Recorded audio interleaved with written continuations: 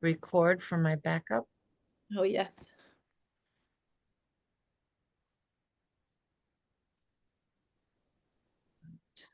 Good. Okay. And there's Kerry there as well. Hello, Kerry. I think it's Kerry. Yeah. Yeah. And Mickey. Oh, lovely. What a lovely group. Well, I think we'll get started, Joni. And but just before you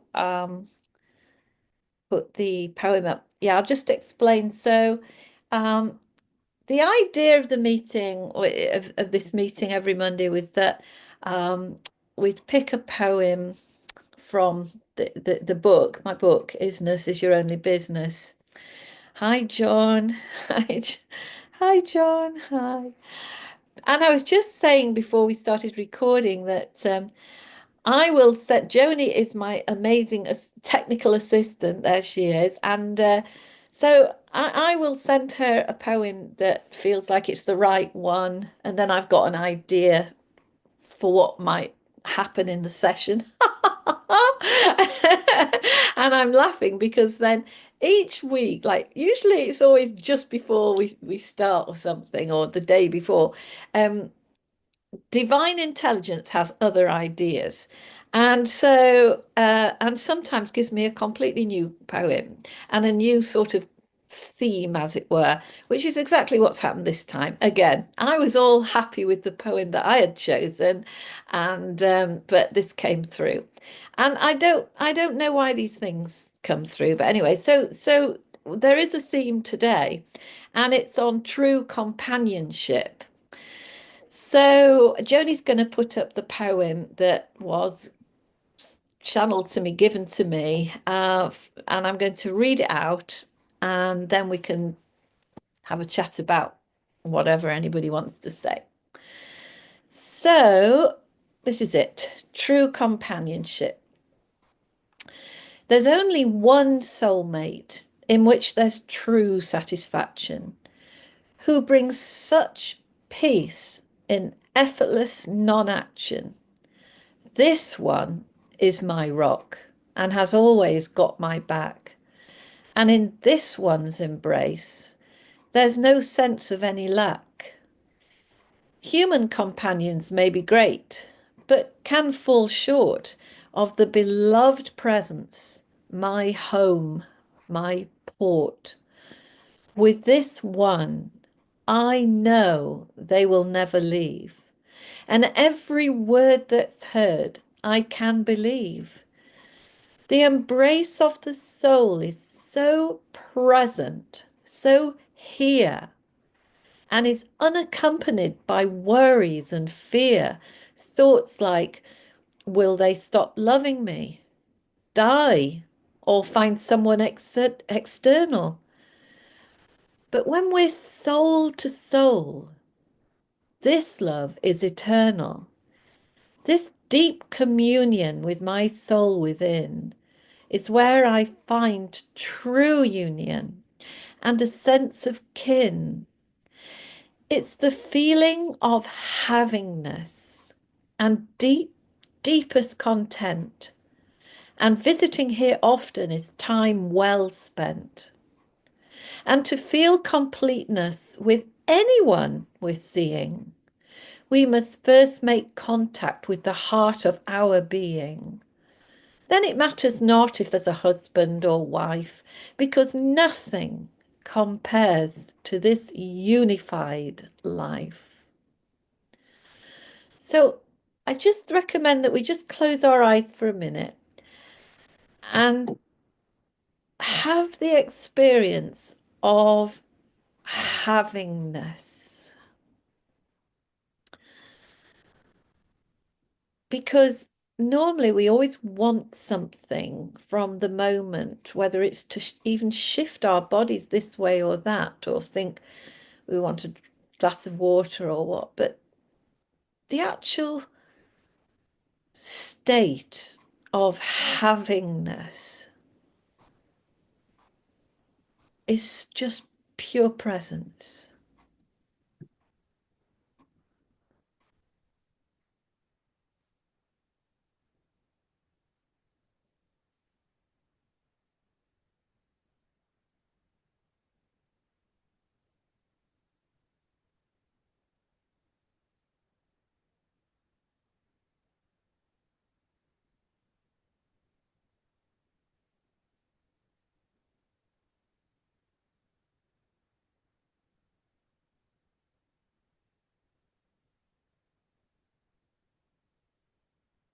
Lovingness.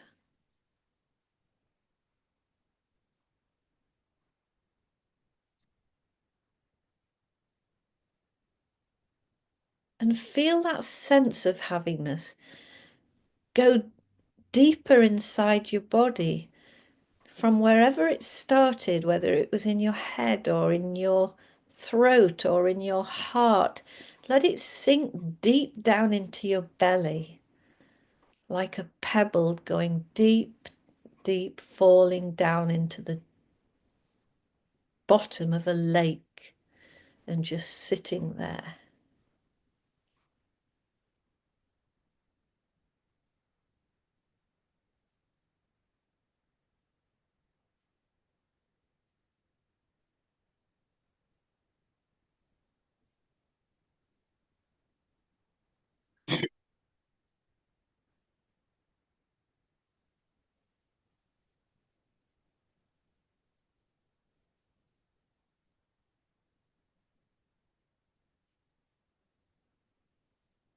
And now I want you to, while your eyes are closed, think of a memory of someone that you loved very much, that you were curled up with, and just curled up with in a state of real contentment.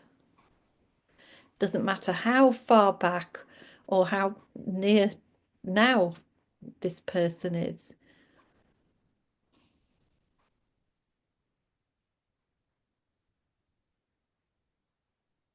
Just try and bring that to your memory, that feeling of being curled up with someone that you love.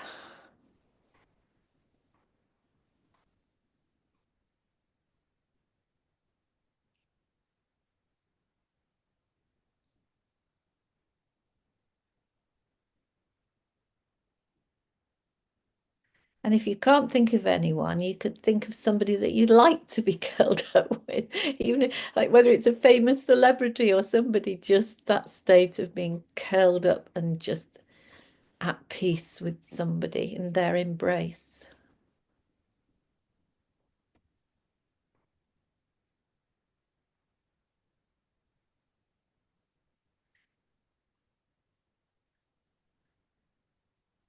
And now let that picture fade from your memory. And now feel that state of havingness again. The pebbles sitting happily the bottom of the ocean or the bottom of the lake, utterly still.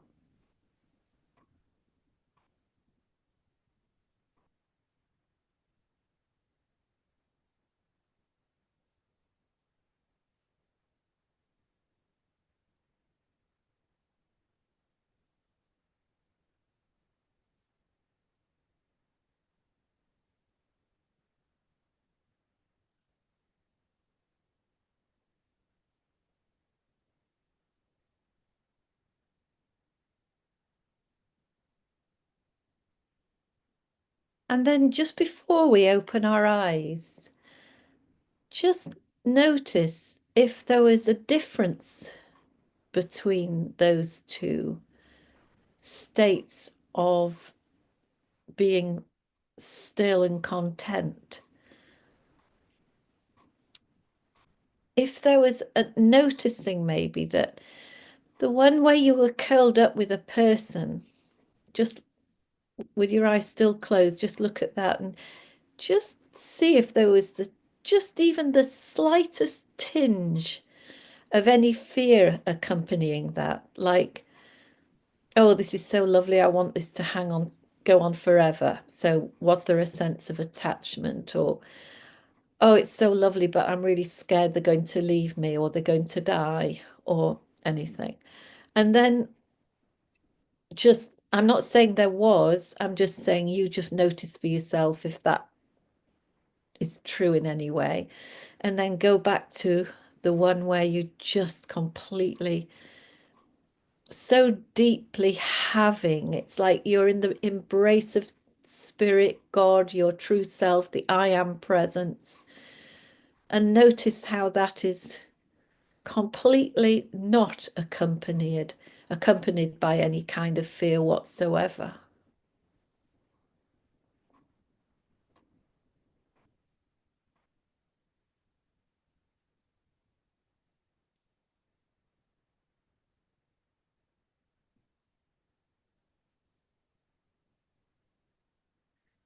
And then just slowly open your eyes.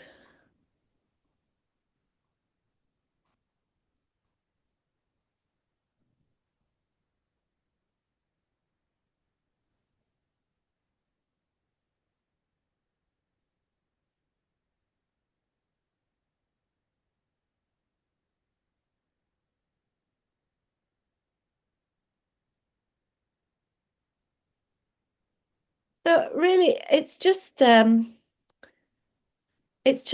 open up for anybody who would like to say anything about this difference between attachment to memories of loved ones or attachment to presence of loved ones if they're still with us. And the difference between that, I mean, we might have had the happiest marriage or whatever relationship or brother and sister or whatever that we can imagine. And then you can see how that does come with a bit of a price as well. The price of that worry I mentioned, like what if they're not here? And then what do you do with it when they're not here? So I know that when that poem was given to me, um, the loving message I got was that they wanted this discussion to be about true companionship and which is union, isn't it? It's union, it's communion, deeply so.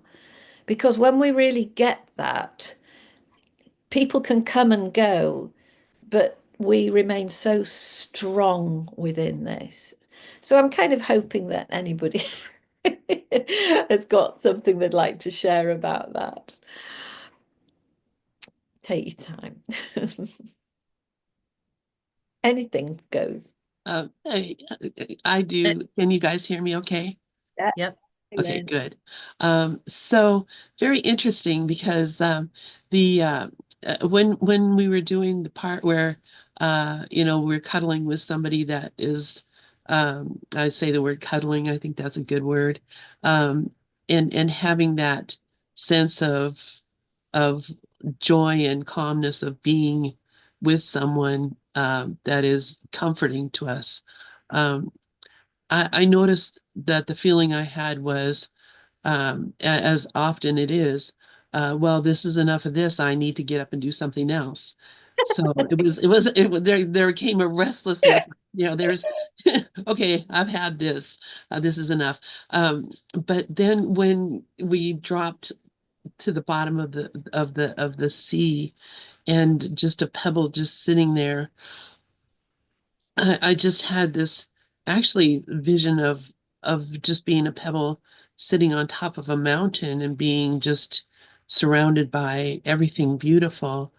And when I went into that state, I felt myself rise up. I felt myself literally rise up into a state of just complete satisfaction, Mhm. just complete, like there's not, I don't want to, there's no need to leave this, no need to change this, just complete satisfaction in that moment. And then when we came to, opening our eyes, etc., I still have that same state. I'm in that same state as I was at that time. So what a wonderful gift that is for me, Mandy. Thank you so much. Yeah, thanks. Yeah, well, exactly. I mean, I never thought of it that way, but I've had that feeling too when you've been like cuddled up with somebody and then you've had enough anyway.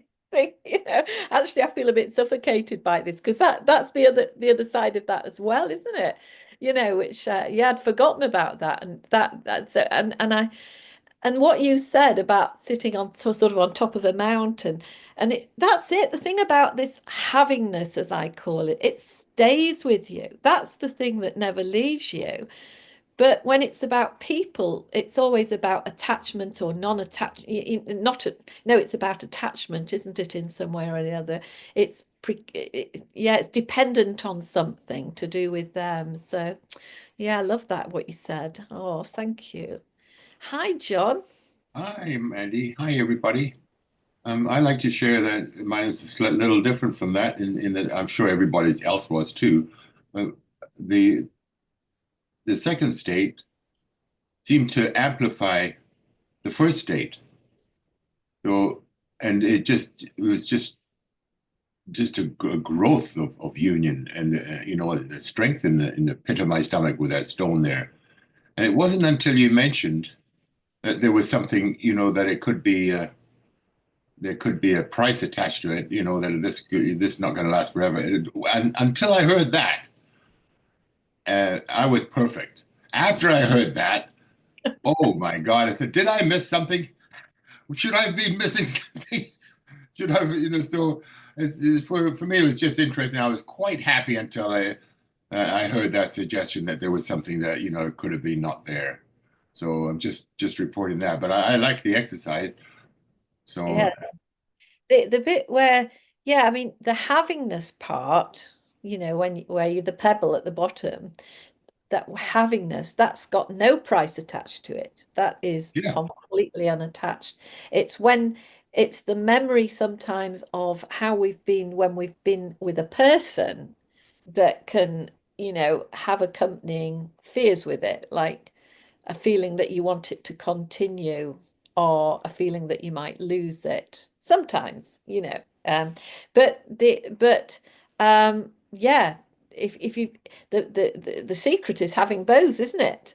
Being with Yeah. someone in a way where the love is so equal and it's non-attached, and you've also got the feeling of freedom, that were they not to be here, you would still be that solid within your havingness, within that peace. That's the thing, isn't it, about it? For me, it was a now experience. So Yeah, there was no chatter or anything like that. It was just a now experience, and it doubled the first one. So I'm just reporting that. So and yeah, how. no. So thank you. But there's the one other thing I'd like to report as well. The difficulty in getting on this call is amazing. But you know what? I got a good help, and having the ability to get on it and at all amplified my having experience. Oh my God, how the hell did I do that? It's like a having everything okay, and I'm here. Like I just wish we were back on Lynn's site with where I could do it. But this is way out of my league in terms of my technical expertise. I need a technical expert myself. But John, so you get the link, and when you click on the link, what happens? Nothing happens, and then I got to light it up, and then I try and put it on, and then it doesn't say copy paste. It has another message about something else, and so I'm at land zero, so I'm clicking around all over the place trying to find stuff, and join this and join that, and go into Google, and oh my Oh, God. John, I'll give you my phone and you and I will have a special session and we'll walk through it. Before next week. Yeah. Yes. Well, I'm not stupid, Thanks very much, Jody, but I'm not stupid, and I know how to get on calls, But this one is it's a major not having experience. Well, it would help me to make sure that I'm doing what I need to do. So I'm willing to Okay, help you. thank you. Right, Rafi. Hi. Hi. Interesting little journey. At first, I was at one with my late wife, and we were as present together as it possibly could. I mean, it was just the reality that we were present together. Then the bit about the pebble at the bottom of the lake, the pebble kept growing and growing and growing and surfaced from the lake. It turned into a vessel, a large vessel that kept increasing in size and increasing in size until it encompassed everything. Wow. And the sense of having was so real that it brought a smile. And I wasn't, the thing that kept repeating itself was have, be, I am. Have, be, I am. Have, be, I am. And there was great contentment in all of that. It was actual and not imaginary. So that's how I experienced that whole exercise. Thank you. Well, thank you, because I mean, first of all, this love of ours doesn't go anywhere. We know that. So when you do connect in that way, I mean, you are connected because that's the reality of it. That's just absolute reality. You know, we can connect. I'm always saying this to people, although a lot of people like, you know, we on here know this, that I mean, it's somebody who's past transitioned. For me, I just carry on talking to them as normal, and I hear them, you know, because that connection's there the minute that you think of.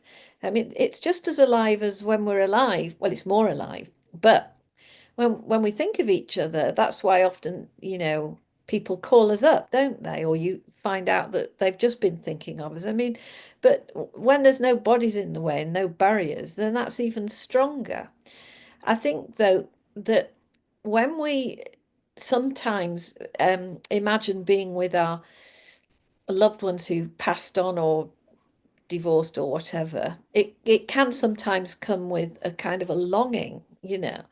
But if you also add in that havingness, like you just said, it expands it. It expands it beyond anything, beyond the relationship of two people. I mean, that's the thing about havingness. It's just it's here now. That's what havingness is. It's presence, the presence of the present. Yeah.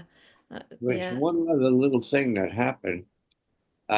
Toward the end of it, my late wife disappeared, and the person that came forward was I have a releasing partner that I work with every day. We release together every day.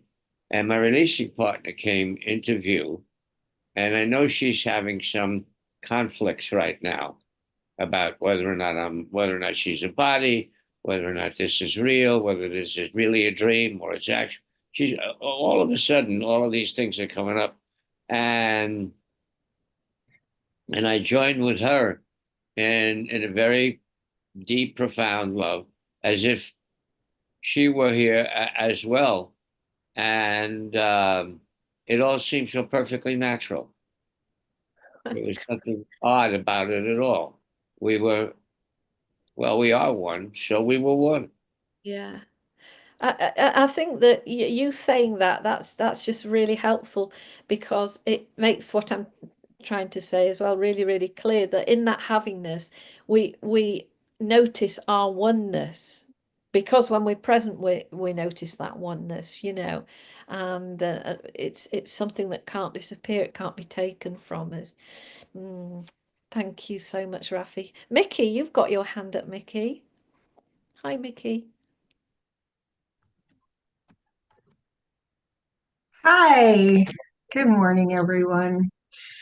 So, yeah, that was a lovely experience. And when you started talking about the havingness, my mind immediately jumped to when Rafi takes us through the release technique and says, you know, do you want control or do you have control? And then my mind kind of slipped over into, do you want love or do you have love? Do you want beingness or do you have beingness? Do you want oneness or are you oneness? And the answer is always you are, you have. That's it. I And am. and that's the I am-ness. And I realized that Rafi, we could take this into those categories also of, yeah, the release technique uses, control, approval, and safety and security for the categories, but we could also put love in there and beingness and still look at those things of like we know what we are really. We, deep down, we all know what it is we are and what we have and the connection that we have to the infinite. And just to be reminded, we just need to be reminded of that every once in a while. And that's the lovely thing about your poems is that they're reminders for us of what we have and what we are. So thank you. Thank you, Mickey. The reminders to me as well. That's why I get them. Yeah, thank you so much. What I am knows what I am. Yeah. Joni. What I liked about the poem in the meditation was it flashed a timeline from the past and how much I've grown in. There was times where I grieved like it was the end of the world when a pet died or a family member passed or just things weren't going my way. And then as I got older and I had other people's children and I started to experience love for other people's children, it's the same intensity as love for my own children, because it basically taught me whoever's in front of me, I could love. And I was confused by that because I thought there should be specialness, but I grew through that. And Mary was a good friend, and we all have had pets where, I remember when one was, I've had many pets, so they die, and I'm okay with that. But I never really sat with the feelings or did any releasing. And it was Mary who I just was very uncomfortable with this pet dying early. And she just kind of brought me to the present moment where in this love of and letting go of my attachment of how it should be, I could be in the present. I wasn't even petting the dog that was looking at me because I wanted to fix it, and I was worried about the money and it was winter and it was COVID and there was no play, I just was out of my mind. And Mary was reminding me just to be present and really looking into those dogs' eyes and stuff. And the next day, as I calmed into that stillness, then it was a fascinating journey because when I let go of my attachment to the form of, let go of the blocks to the love, it it was interesting because I was like, okay, I'm gonna take the credit card. I found somebody who would see me. I still wanted to fix it, but I had slowed down enough to be present. I got into the emergency room and the dog was having congestive heart failure. So we weren't leaving. But not only were we not leaving, and I experienced through watching them as stepping back how much they treated this dog the best they could and how gently they treated me because I was in shock, like now, they gifted me the entire veterinary bill. I walked out paying with nothing. And which was part of the fear too. But it was the present moment of experiencing love.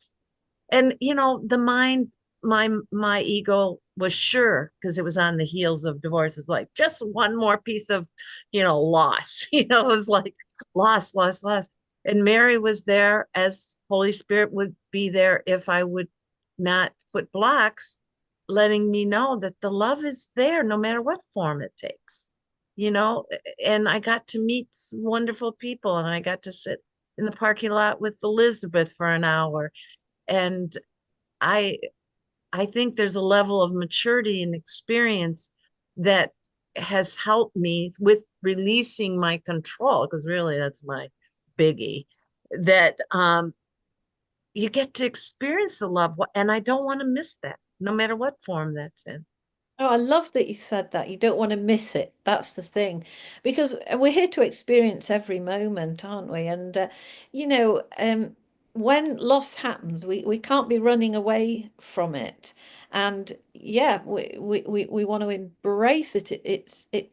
I mean, when we have losses of people or pets that we love, that is to me, that's the most growing time. I've always found that the most growing time. Things start to take on like an electricity. You start to notice things that they magnify somehow, and because you feel tender and vulnerable. And when you're tender and vulnerable, the ego's not present because you're just so open. And so we're alive to everything. And no, we don't want to be shutting that down.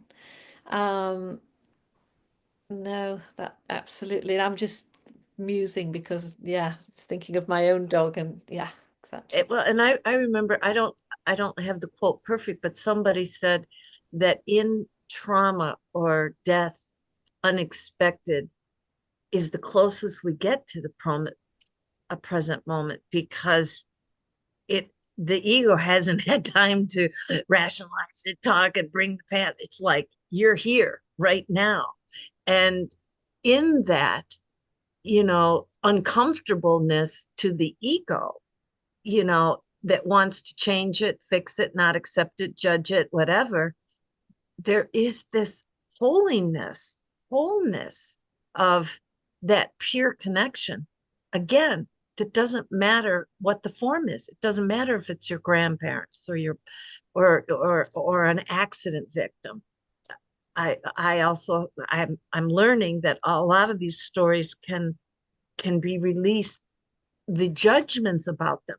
So when I was trained to help in little medic stuff, just little one, and I came upon an accident and I didn't recognize what I was seeing.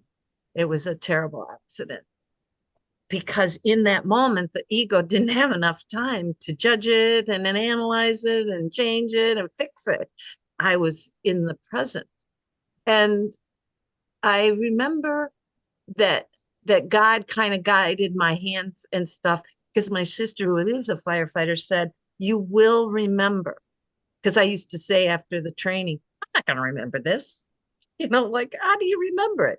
She says, "You'll remember." Well, what we're remembering, some of it is human training, but we're remembering to be present.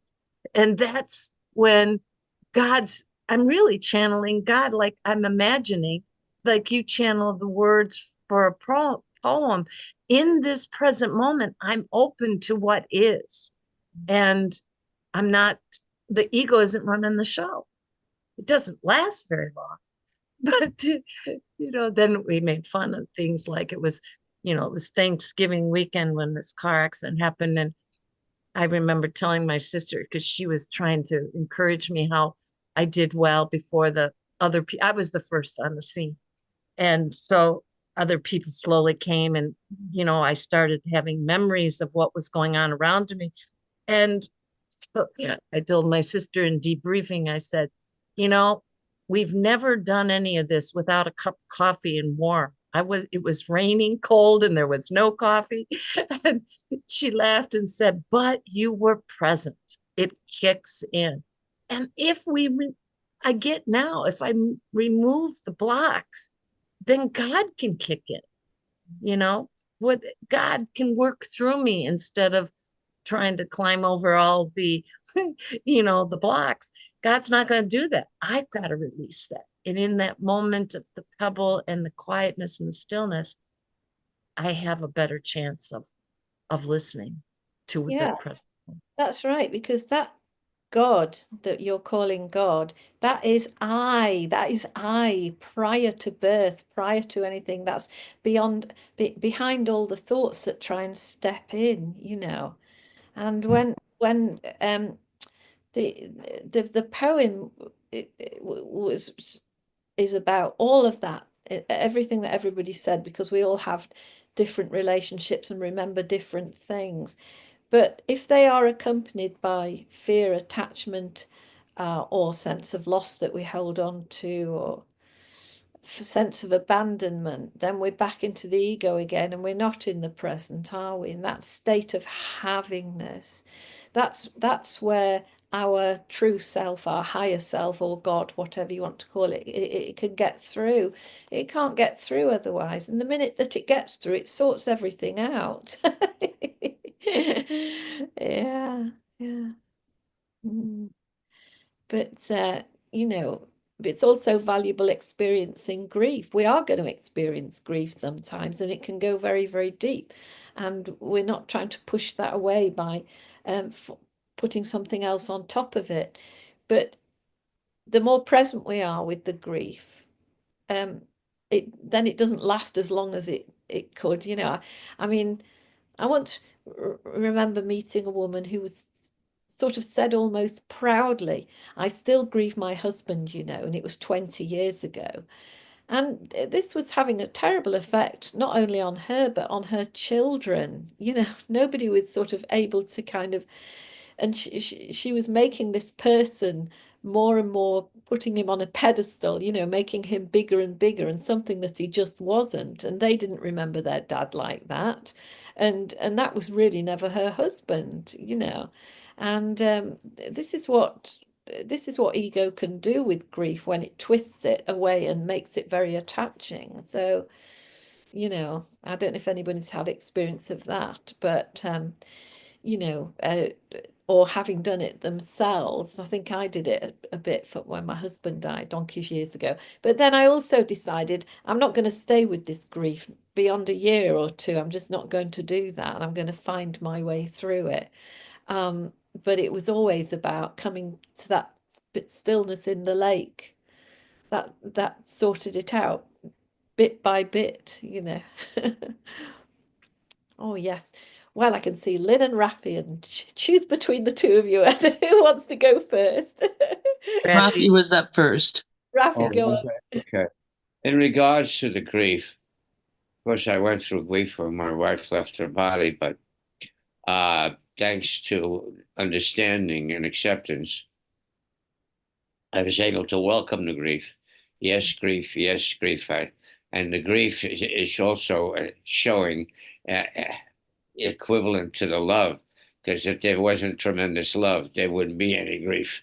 And so you get in touch with the love, but just by welcoming the grief and saying yes to the grief and bringing it up, and then could I let it go? You get to experience the grief, and then you get to let it go, and it's gone. And one of the things that I fell into a while back was I really love missing her. I really love missing her. And then, of course, I look around and she's here. The presence is here.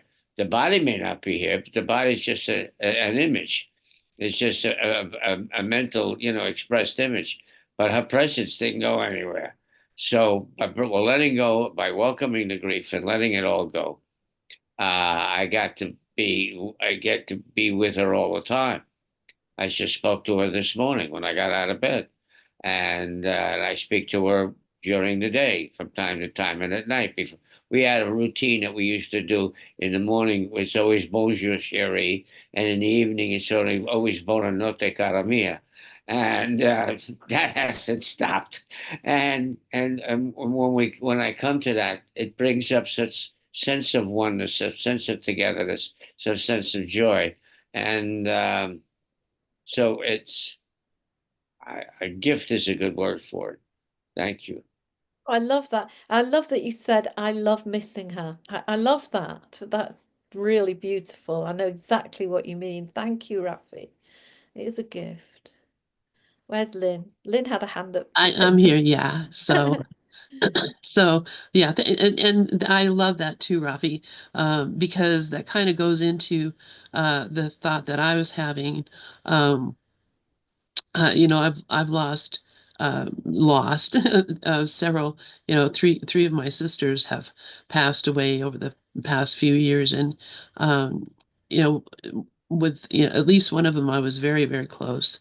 But I realized that a lot of what I experienced was, in fact, all of what I've experienced really was what I told myself I should be experiencing, or I, learned from the world, this is how you experience this.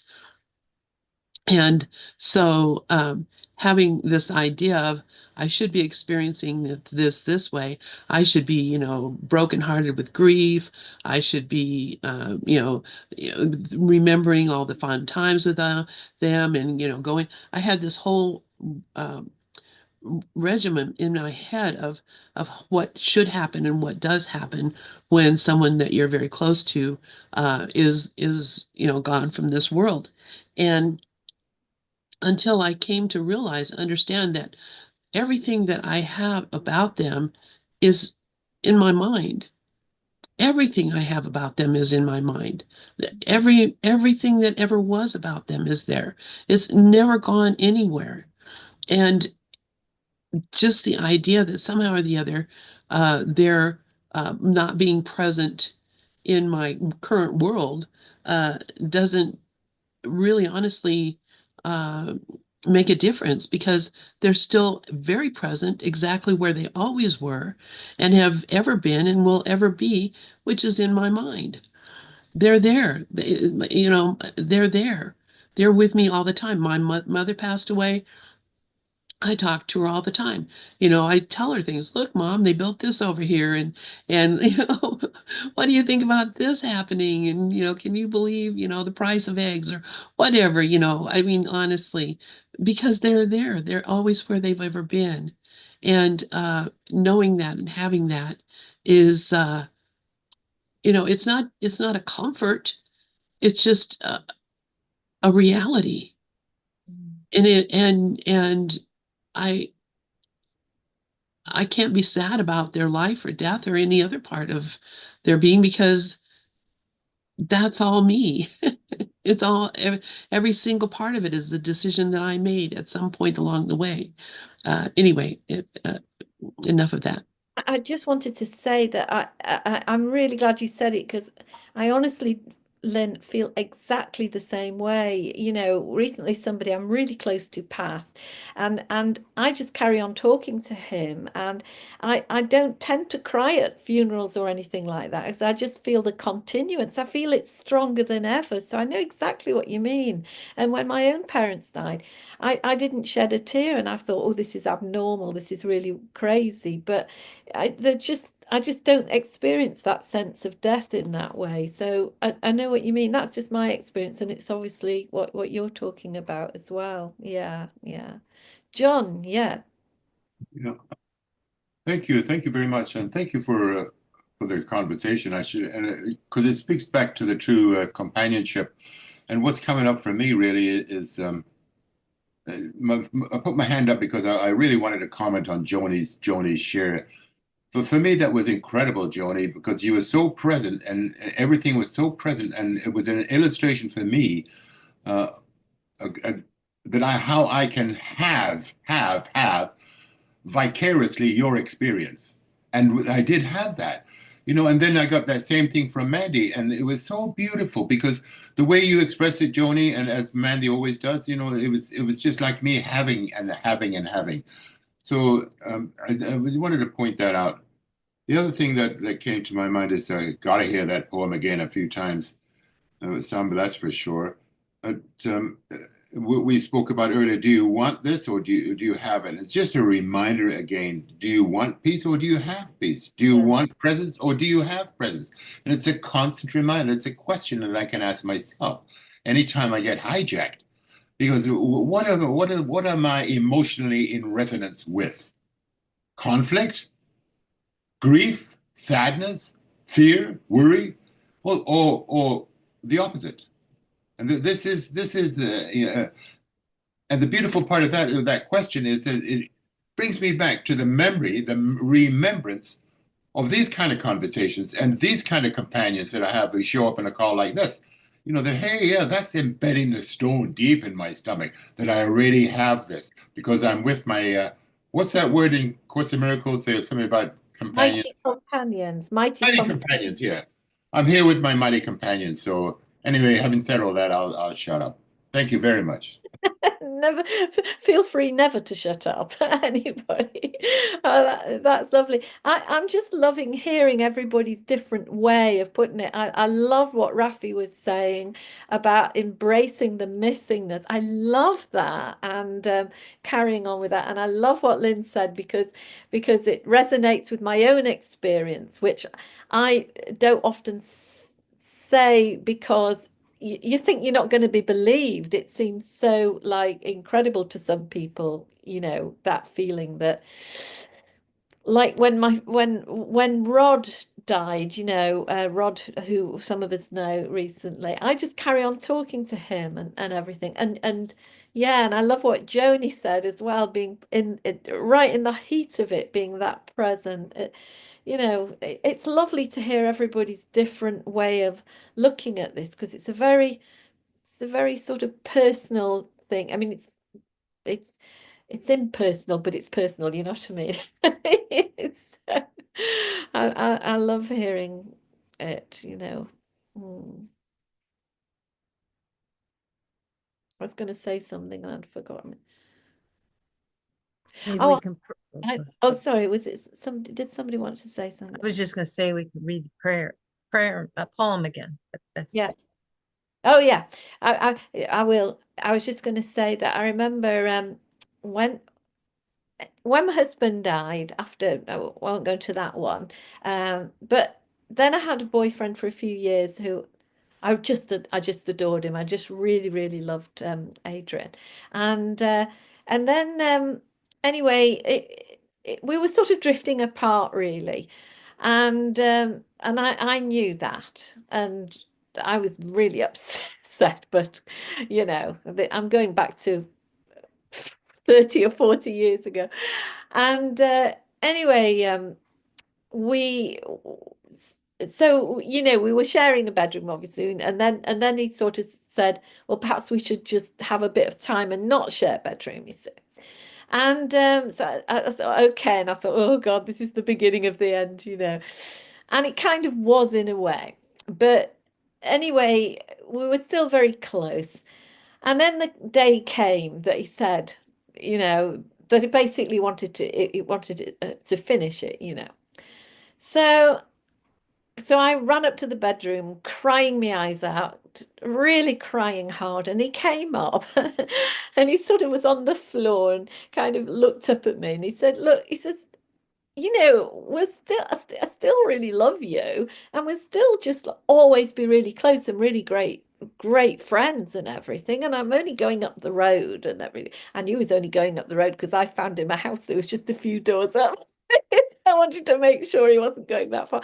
And the minute that he said, but of course we still love each other, of course we'll still be friends, it was so funny. I'll never forget it, that all this just kind of, it just dried up. And I said, oh, so our friendship's still really strong and really deep and everything. And he went, well, yes, of course. And I went, oh, and it's like it just all went, all that angst. And then we had a party to go to that afternoon, which about 5 minutes before I just couldn't have faced going. But we went together and I had the most brilliant time, and that crash and burn, that I was expecting all the time never really happened, because I realized that the companionship closeness of it was actually the most important, much more than the romantic or sexual side or anything. That it was like the friendship that we had was like money in the bank. It was solid and secure, and always has been and remain. And then we were just always in and out of each other's houses for years. I mean, people thought we were together for about another 2 or 3 years afterwards. But it was the companionship and that friendship that was just the most important, far more than the romantic thing. And I just learned a lot from that. I just remember that was another case of being present, because when you're in strong friendship and companionship with somebody, that's really all that counts, actually. Whatever you call it, husband, wife, sister, brother, whatever it is, it's that core that is the present bit. That's the present bit, isn't it? That's the true companionship sort of thing. It goes beyond the human, really. If you know what I mean. So, yeah, yeah. So yes, I'll read that poem again then. And then I don't know what'll happen next week. We never know, do we?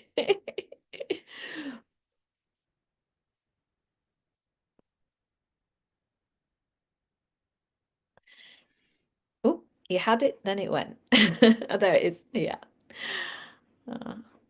There's only one soulmate in which there's true satisfaction, who brings such peace in effortless non-action.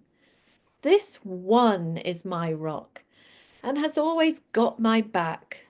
And in this one's embrace, there's no sense of any lack. Human companions may be great, but can fall short of the beloved presence, my home, my port. With this one, I know they will never leave, and every word that's heard I can believe. The embrace of the soul is so present, so here, and is unaccompanied by worries and fear. Thoughts like, will they stop loving me, die, or find someone external? When we're soul to soul, this love is eternal. This deep communion with my soul within is where I find true union and a sense of kin. It's the feeling of havingness and deepest content. And visiting here often is time well spent. And to feel completeness with anyone we're seeing, we must first make contact with the heart of our being. Then it matters not if there's a husband or wife, because nothing compares to this unified life.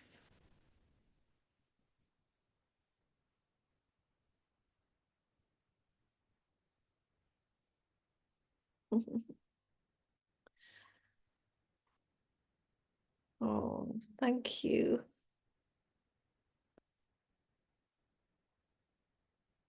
Thank you so much. And I'm saying hello to Mary because I haven't get to say hello to Mary before. So hello, Mary. Hello, Mandy. Hello, everybody. Well, Hello. we have an extra month.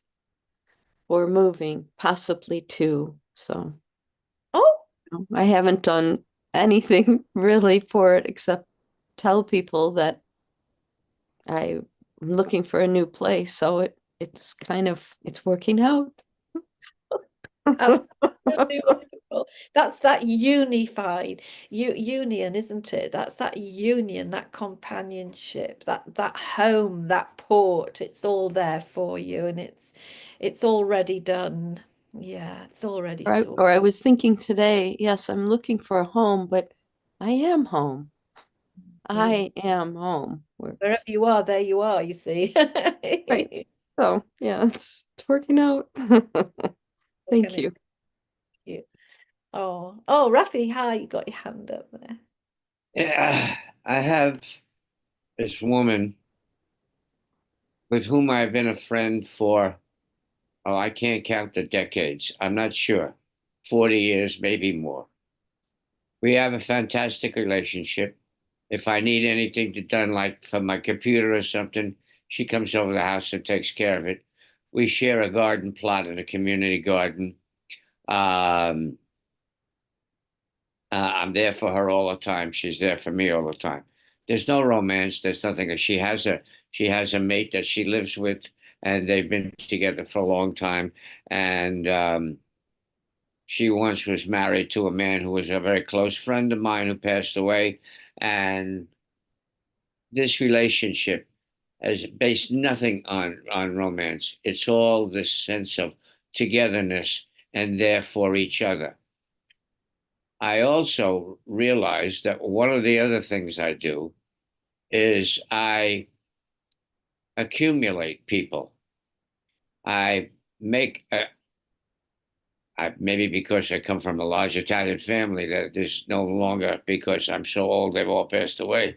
They've all left their bodies, but I accumulate people and make sort of a de facto family. I have what Miriam and I brought into our lives, a faux granddaughter. She's as real as a real granddaughter. She's about 31 years old, and and we're about as close as we can possibly be. And there are other people whose friendships are constant and depend nothing more on nothing more than just this genuine, real love and connection, this oneness with. And all of this is effortless. All of this was not planned. All of this was not, you know what I need to do is there was none of that. It just evolved the way it was supposed to evolve because, well, everything is a reflection of our consciousness. So in our consciousness, in my consciousness, there has to be what this is. Otherwise, it wouldn't be reflecting back to me. And that sense of oneness, allness, is constant. It doesn't go anywhere. There's never any sense of, well, I know there's no such thing as enemies. There's no such thing as critics, even though my mind is always saying, they're not going to like you. Be careful. This paranoia thing, it runs all the time. And I just look at it and laugh. Oh, it's that again. But the sense of oneness and allness is constant. And it was completely uncaused. It was not planned. It was not, I got an idea. It was none of that. So I just wanted to share that. Thank you. I can believe it, Rafi. I really can believe it of you. My goodness. I want you to adopt me. I want her to be adopted by Rafi. Oh boy, thank you. That's so great. Oh, love to you, Dov, as well. I can see you there. Love to everybody, and thank you so much. And hopefully see you next week. And we'll have some more surprises. Bye Thank for you, Mandy. Thank you, everyone. Thanks, you guys. I love you all. I Love love you too. Love you all. Bye, angels. Oh, bye. Oh, oh, God, how It's so good to be with you all this morning. oh, lovely, Lynn. Good to be with you. Oh, Lynn, do you want me and Mandy, am I to share the link for this, or are you streaming this through ACM Gather? I Lynn? am. So yeah, I've been streaming it through Gather. As far as the link, I can just go to Mandy's YouTube. Okay. Right? So you put it on YouTube, yeah. So I Yeah. can just go there and do it. Well, I Yeah. just didn't know if I needed to do anything more because I give you the audios for Miracles Live. Yeah. Go ahead and shut the YouTube.